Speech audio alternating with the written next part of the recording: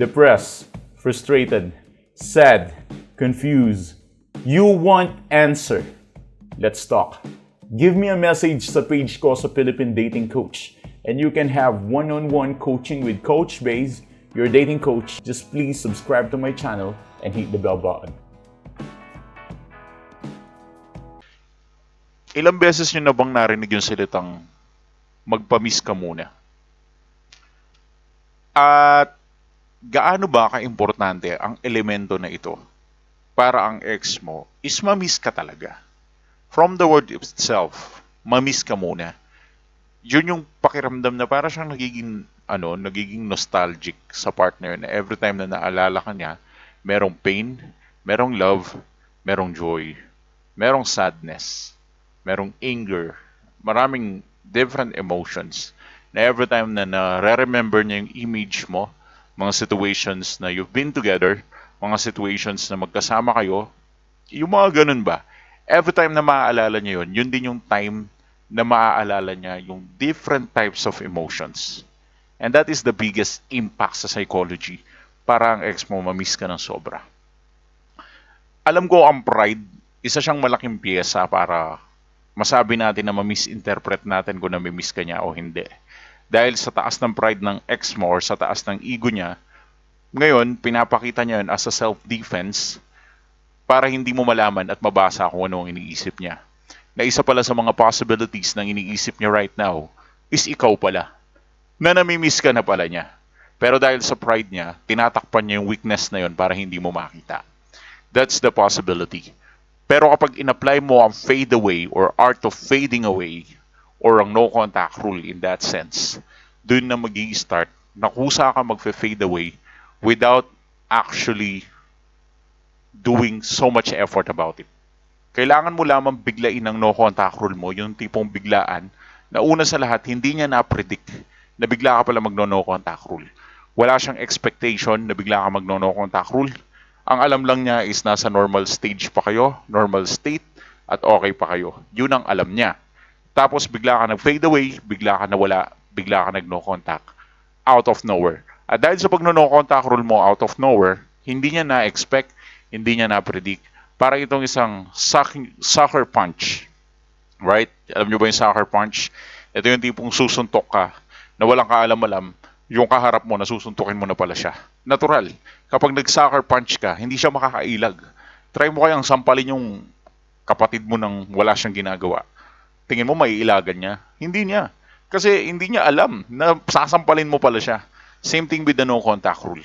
You need to become undetectable bago mo siya gamitin. And once the opportunity ay nandun na, you should apply no contact rule immediately. Commitment agad sa no contact rule immediately. Biglain mo immediately. At kapag ginawa mo yon, mawala ka ng kusa. Hindi niya na-predict, hindi niya na-detect, hindi niya namalayan. And during that days, mga first days muna, hindi naman niya mamimiss yan. Hindi naman agad-agad magre-reminisce sa kanyang nakaraan.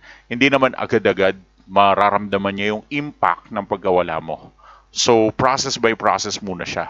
It seems like na ang ex mo muna ay walang mararamdaman. Typical lang, normal lang. Everything is good, everything is fine, everything is okay. However, after couple of days, bigla-bigla maaalala ka din niya. Huwag kang magpalin lang sa pride niya. Na porket hindi siya nagre-reach out, hindi siya nagte-text, hindi siya nagko-call at hindi siya nagchat-chat ay hindi ka na niya namimiss. Kalokohan yun. Defense mechanism lang yun. At syempre, kung tatanungin mo siya, pwede siyang magsinungaling. Madali lang kasing sabihin na hindi ka niya namimiss. Madali lang sabihin sa bibig niya yan. Dahil yun sa pride niya. Pero deep inside, emotionally and the mind, it will miss you a lot. Mamimiss at mamimiss ka pa rin yan. Hindi pa rin niya kakayanin. Bakit? May pinagsamahan pa rin kayo. Minsan kanyang minahal. Minsan ka rin niyang nagustuhan. Minsan rin niyang nagkabul sa'yo. Minsan ka rin niyang natipuhan. At minsan rin siyang naging proud sa'yo. Kahit papano, marami ka rin nagawang magandang bagay sa kanya. Hindi naman siguro araw-araw inuupakan mo siya, no? Siguro naman kahit papano, marami kang nagawang magandang bagay sa kanya na-develop sa personality niya, na nagkaroon ng impact sa kanya. Doon mo kunin yung confidence mo at mag-rely ka sa akin kapag sinabi kong effective yung mga ganun. Dahil kahit papano, mamimiss niya ang nakaraan, lalo na kung yung nakaraan, naging maayos na tao ka naman. If we are going to talk about morality, you became good person sa kanya. At ramdam mo na lugi ka sa hiwalayan na to.